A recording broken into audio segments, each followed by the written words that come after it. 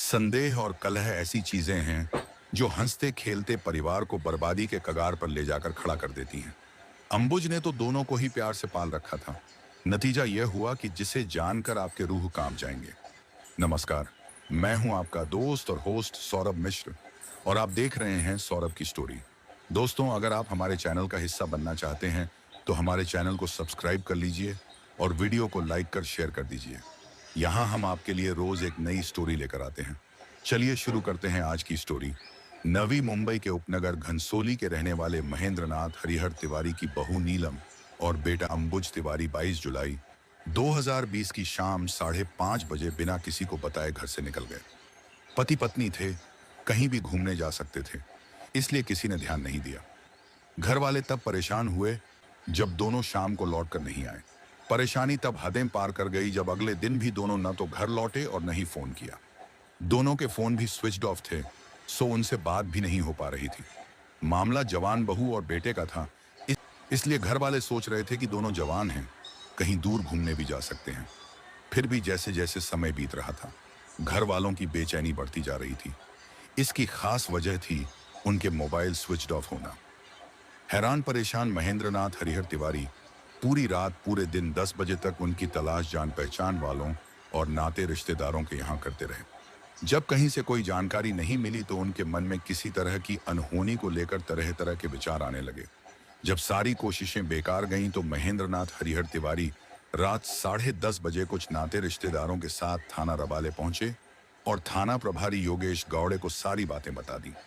योगेश गौड़े ने उनके बेटे और बहू की गुमशुदगी दर्ज करवा दी। गुमशुदगी की शिकायत दर्ज होते ही थाना प्रभारी योगेश गौड़े हरकत में आ गए। उन्होंने इस मामले की जानकारी पहले police commissioner Sanjay Kumar, joint CP Rajkumar Bhatkar, DCP zone 1 Pankaj Dahane, ACP Vashi division Vinayak Vast के साथ Navi Mumbai police control room को दे दी। इसके बाद मामले की गंभीरता को देखते हुए इसकी जांच की जिम्मेदारी इंस्पेक्टर गिरधर गोरे को सौंप दी। उनकी सहायता के लिए इंस्पेक्टर उमेश गौली, सहायक इंस्पेक्टर तुकाराम निम्बालकर, प्रवीण फड़तरे, संदीप पाटिल और अमित शैलार को नियुक्त किया गया। जांच की जिम्मेदारी मिलते ही इंस्पेक्टर गिरधर गोरे ने अपने सहायकों के साथ मामले पर गहराई से विचार करके जांच की रूपरेखा तैयार की ताकि जांच तेजी से हो सके। सबसे पहले उन्होंने गुमशुदा अंबुज तिवारी और उसकी पत्नी नीलम तिवारी के हुलिये सहित उनकी फोटो नवी मुंबई के सभी पुलिस थानों को भेजे। साथ ही यह संदेश भी दिया गया कि उनके बारे में कहीं से कोई सूचना मिले तो जानकारी दें। साथ ही तेज तर्रार मुखबिरों को भी सक्रिय कर दिया था। इसके बाद इंस्पेक्टर गिरधर गोरे ने अंबुज और नीलम के मोबाइल नंबर सर्विलांस पर लगवा दिया। जहां जहां उनके मिलने की संभावना थी, गिरधर गोरे ने वहां वहां अपनी टीम भेजी, लेकिन अंबुज और नीलम के बारे में कहीं से ऐसी कोई जानकारी नहीं मिली जिसके सहारे उन तक पहुंचा जा सके। उनके पड़ोसियों ने यह जरूर बताया कि अंबुज और नीलम की अक्सर तकरार होती थी, लेकिन दोनों घर छोड़कर कहां गए होंगे किसी को कोई जानकारी नहीं थी। जिस फर्म में अंबुज काम करता था वहां से भी कोई जानकारी नहीं मिल सकी। इंस्पेक्टर गिरधर गोरे अपनी टीम के साथ जांच तो कर रहे थे, लेकिन उनकी समझ में यह बात नहीं आ रही थी कि पति पत्नी दोनों वयस्क थे, जहां जाना चाहते आ जा सकते थे। फिर लॉकडाउन में उनका बिना किसी को कुछ बताए घर से निकल जाना और पूरे दिन रात घर न आना रहस्यमय था। कहां गए होंगे और क्यों गए होंगे, यह गुत्थी सुलझ नहीं रही थी। इस गुत्थी को सुलझाने में पुलिस टीम को 4 से 5 दिन लग गए। जब यह गुत्थी सुलझी तो जांच टीम अवाक रह गई। मुखबिर ने दिया सूत्र 28 जुलाई 2020 को इंस्पेक्टर गिरधर गोरे को एक मुखबिर ने खबर दी कि जिस अंबुज और नीलम तिवारी को वह खोज रहे हैं, उन्हें घनसोली की अर्जुनवाड़ी में देखा गया है। यह खबर मिलते ही इंस्पेक्टर गिरधर गोरे ने अपनी कार्रवाई के लिए टीम को सजग कर दिया। उनकी टीम ने छापा मारकर अंबुज तिवारी को अपनी गिरफ्त में लिया और उसे वरिष्ठ अधिकारियों के सामने ले जाया गया। अधिकारियों ने उससे फौरी तौर पर पूछताछ करके जांच टीम के हवाले कर दिया। जांच टीम ने जब उससे नीलम के बारे में पूछताछ की तो उसने अनभिज्ञता जाहिर करते हुए पुलिस को गुमराह करने की कोशिश की, लेकिन जांच टीम उसकी बातों से सहमत नहीं थी। उसके चेहरे से मक्कारी साफ झलक रही थी, वह कुछ छिपा रहा था। सच की तह में जाने के लिए जब उसे रिमांड पर लिया तो उसे बोलना पड़ा। अंबुज ने बताया कि उसने अपने दोस्त के साथ मिलकर नीलम की हत्या कर दी है। उसने आगे बताया कि नीलम के शव को प्लास्टिक के ड्रम में डालकर वह और उसका दोस्त टेम्पो से मुंबई पुणे हाईवे होते हुए लोनावला के पास गांव दापोली के पास पहुंचे और लाश घनी झाड़ियों में छिपा दी। पुलिस टीम को नीलम तिवारी का शव बरामद करना था। अंबुज तिवारी के बयान पर पुलिस टीम ने अपराध में शामिल उसके दोस्त श्रीकांत चौबे को भी गिरफ्तार कर लिया। पूछताछ में उसने अंबुज तिवारी की बातों की पुष्टि की। श्रीकांत चौबे की गिरफ्तारी के बाद पुलिस टीम दोनों को लेकर मुंबई पुणे हाईवे के लोनावला दापोली के बीच पहुंची और प्लास्टिक का वह ड्रम बरामद कर लिया। ड्रम का ढक्कन खोलकर नीलम तिवारी का शव बाहर निकाला गया। फिर बारीकी से उसका निरीक्षण करके पंचनामा बनाया गया। शव को पोस्टमार्टम के लिए मुंबई के गांधी अस्पताल भेजकर पुलिस टीम थाने लौट आई। पूछताछ में नीलम तिवारी हत्याकांड की जो कहानी सामने आई, उसकी पृष्ठभूमि कुछ इस तरह थी। 65 वर्षीय महेंद्रनाथ हरिहर तिवारी मूल रूप से उत्तर प्रदेश के जिला आजमगढ़ के लालगंज बाजार के रहने वाले थे। अच्छे काश्तकार होने के साथ वह एक उच्च कुल के ब्राह्मण थे। गांव में उनकी काफी इज्जत थी। उनका पूरा परिवार गांव में रहता था। महेंद्रनाथ सालों पहले मुंबई आ बस गए। वह करीब 30 सालों से महानगर नवी मुंबई के घनसोली इलाके में रहते आ रहे थे और फलों का व्यवसाय करते थे। 28 वर्षीय अंबुज तिवारी उनका बेटा था, जिसे वह बहुत प्यार करते थे।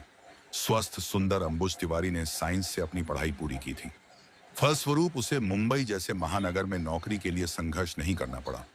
पढ़ाई पूरी करके वह सन 2010 में नौकरी के लिए पिता के पास मुंबई आ गया था। मुंबई में उसे कुर्ला की एक जानी मानी सीमेंट मिक्सिंग कंपनी में क्वालिटी सुपरवाइजर की नौकरी मिल गई।